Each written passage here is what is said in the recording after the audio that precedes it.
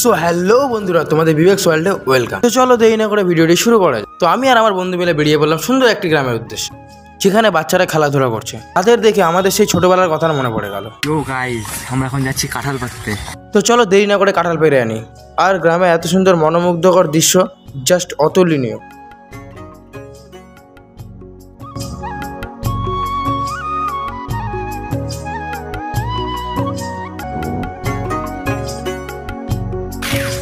আর যেতে যেতে হঠাৎ একই চোখে পড়লো। কিসের ডিম এটা? ছোট? হ্যাঁ, ফুটেনি।